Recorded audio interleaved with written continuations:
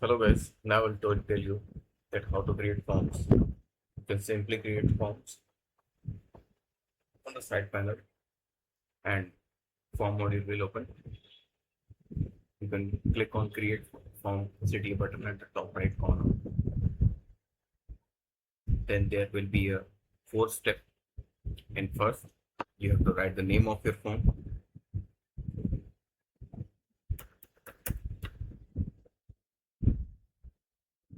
Then you have to select the target device, tablet, mobile, desktop. Then you have to choose the form type like a single form, multi-step form.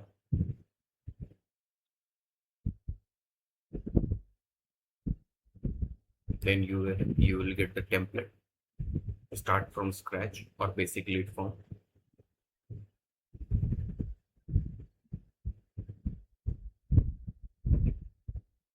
Here you can add all fields according to the requirements.